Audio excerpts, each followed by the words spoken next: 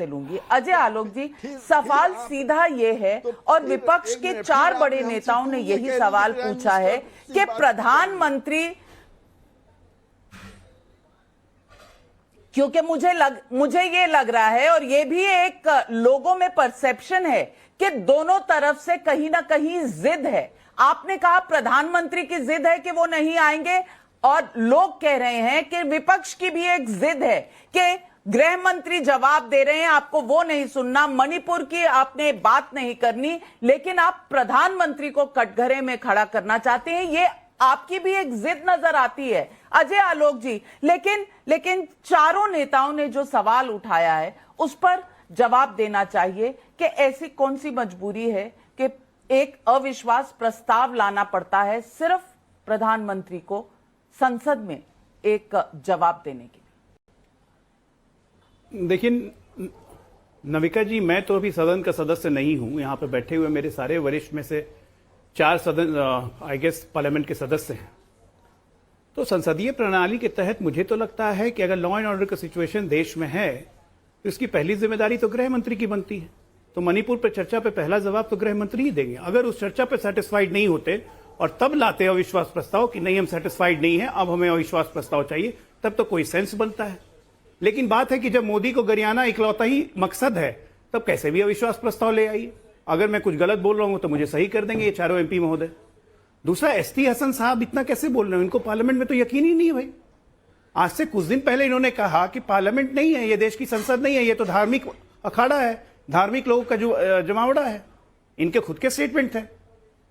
तो ये कब से पार्लियामेंट्री डेमोक्रेसी में भी यकीन रखने लग गए? अभी कुछ दिन पहले इन्होंने देश की संसद को धार्मिक लोगों का जमावड़ा बताया था। इनके उसके पहले एक से एक सुपर बयान आते हैं। आज सवाल वो नहीं है कि प्रधानमंत्री बोलेंगे। क्यों नहीं बोलेंगे भाई? प्रधानमंत्री कोई मौनी प्रधानमंत्री हैं? मौनी बाबा हैं क्या? अगर आपको शौक है, अगर आपको लगता है कि आपके कहने से, कौरवों के कहने से अर्जुन बाण चलाता है तो बहुत बढ़िया, चलवाइए बाण अर्जुन से। किसने मना किया है? प्रधानमंत्री बोलेंगे और अविश्वास प्रस्ताव में आप छोड़ के भाग भी नहीं सकेंगे। आपको सुनना भी पड़ेगा और सुनिएगा, देश भी सुनेगा। मणिपुर हमारे लिए कलंक है, लेकिन मणिपुर हुआ कैसे इसकी भी इतिहास खुलेगी। पिछले 100 वर्षों का इतिहास खुलेगा और तब जवाब देंगी कांग्रेस पार्टी और साथ में टीएमसी भी, क्योंकि यही टीएमसी कांग्रेस के खिलाफ प्रदर्शन करती थी 12 से 14 तक, जब आई बीबो सिंह चीफ मिनिस्टर होते थे और जब मणिपुर में माइतियों के हिस्सों के जिले को हिल्स ऑटोनोमस काउंसिल में दे दिया जाता था और 3-3 महीने का ब्लॉकेड होता था, इकोनॉमिक ब्लॉकेड होता था। उस वक्त क्या जवाब है? अरे 17 में ना ये बीरेन्द्र सिंह आए मुख्यमंत्री बनके। 17 के पहले 10 वर्ष में कितनी हिंसा हुई है, कितने लोग मारे गए? 750 से ज्यादा लोग मारे गए मणिपुर में। उसकी जिम्मेदारी कौन लेगा? आज तो बड़ा मणिपुर पे लोगों का दिल मचल रहा है। इतिहास की गलतियों से सबक लेकर अगर वर्तमान में सही काम नहीं कीजिएगा ना तो भविष्य कभी नहीं सुधरेगा। यही काम प्रधानमंत्री मोदी जी कर रहे हैं। नहीं तो इतिहास से नहीं, इस तरह हमें जवाब नहीं देना चाहिए। मुझे लगता है कि इतिहास की गलतियों से अगर हमें सीखना है तो हम सबको सीखना चाहिए। पहले जो सत्ता में गलतियां कर चुके हैं वो आज क्यों हो रही हैं जब आपकी सरकार वहां पर है? अजय आलोक जी, ये भी सोचने की बात है। लेकिन नवल किशोर जी, मैं आपसे पूछना चाहती हूं, आप तो लोकतंत्र में बहुत विश्वास रखते हैं और आप ही की पार्टी ने मिलकर ये 26 पार्टियों को इकट्ठे लाने का काम किया है, INDIA बनाया है। आज मैं पूछ रही हूं, बिहार में क्या हालत है? कटिहार में वहां पर लोग बिजली के लिए अगर प्रदर्शन करें तो गोली चल जाती है, लोगों को मार दिया जाता है। जहां पर शराब बंद है वहां पर शराब के नशे में लोग मरते हैं, रोज आए दिन मरते हैं। पर यह सवाल नहीं उठने चाहिए, क्योंकि यह सवाल उठाने से कहीं ना कहीं आप कहेंगे कि राजनीति हो रही है। नवल किशोर जी, आज आप ही बता दीजिए, लोकतंत्र किस तरह से जिंदा है बिहार में और क्या बिहार के सवाल नहीं उठने चाहिए? नाविका जी, बहुत जबरदस्त आप बैटिंग कर रहे हैं, मैं कह सकता हूं, और सरकार के लिए कर रहे हैं, इसमें भी कोई दो राय नहीं है। पूरे देश के कोने कोने से घटनाओं को इकट्ठा करके, और आप भी तो यही कोशिश कर रहे हैं जो अजय आलोक जी कर रहे हैं कि मणिपुर में जो हो रहा हो तो ठीक है, हो रहा है, सब जानते हैं। लेकिन ये जो बाकी जगहों पे जो घटनाएं हो रही हैं, वो चाहे जिस तरह का भी घटना है, वो सब तो मणिपुर से कम नहीं है। आपको कम से कम ये फर्क स्थापित करना चाहिए कि मणिपुर जो सामूहिक पीड़ा झेल रहा है पिछले 2 महीना से ज़्यादा समय से, 150 से ज्यादा लोग मरे, 60,000 से ज्यादा लोग बेघर हुए, कितने वहां पर रिलीफ कैंप चल रहे हैं। ये सारी बातों को ध्यान में रखते हुए भी आप ये जरूरी समझते हैं कि इनको कंपेयर किया जाना चाहिए पूरे भारतवर्ष में जो जो हिंसा की घटनाएं हो, जो जो सरकारी ज्यादती की घटनाएं होती हैं, उसका तुलना करना चाहिए, नंबर 1।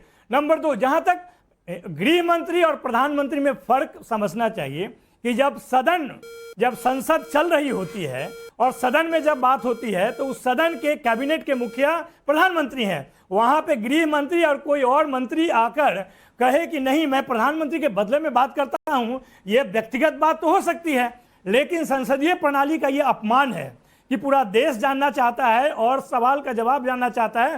प्रधानमंत्री संसद लोकसभा को छोड़कर बाकी जगह पे हर तरह का बयान दे सकते हैं। ये तमाम तरह की बातें जो आप कह रही हैं वो प्रधानमंत्री रिपीट कर चुके हैं सदन के बाहर, लेकिन संसद में आकर, लोकसभा के अंतर्गत आकर ये बात नहीं कह सकते हैं कि वहां पे क्या चल रहा है। जहां पर मणिपुर का सवाल है, उस मणिपुर के सवाल को आप इतना नवल किशोर जी, कंपेयर करके मैं बस आपको इतना कहना चाहती हूं कि आज आप इतने संवेदनहीन हैं। आपके राज्य में आज एक आदमी को मार दिया गया है, गोली चला दी गई है क्योंकि प्रदर्शन कर रहे थे, और आप मुझे कह रहे हैं कि मैं बैटिंग कर रही हूं। मैं बैटिंग करूंगी, मैं इस देश के लोगों के लिए बैटिंग करूंगी। आपकी कोई भी शब्द कहने से मैं डरने वाली नहीं हूं। आपने संवेदनशीलता की, आपको नहीं लगता हो ना लगे। मैंने 5 दिन मणिपुर पर भी सवाल पूछे और आज मैं बिहार पर भी पूछूंगी। आपको अगर गलत लगता है तो कोई बात नहीं, मुझे कोई फर्क नहीं पड़ता आपको गलत लगता है। लेकिन प्रियंका चतुर्वेदी, मैं सुन चुकी हूं आपको, मैं आपको सुन चुकी हूं, लेकिन मैं आपको बता रही हूं कि मैं भारत के लोगों के लिए बैटिंग करूंगी, चाहे वो नागरिक महिला हो, चाहे वो नागरिक कोई पुरुष हो जिस पर गोली चली है, मैं सबकी बैटिंग करूंगी। इस बात की आप कभी भी चिंता मत करिएगा। लेकिन चाहे वो मणिपुर हो, चाहे वो बिहार हो, चाहे वो राजस्थान हो, मैं हर जगह पर लोगों की बैटिंग करूंगी। मैं बिल्कुल भी आपके तेज बोलने से दबने वाली नहीं हूं।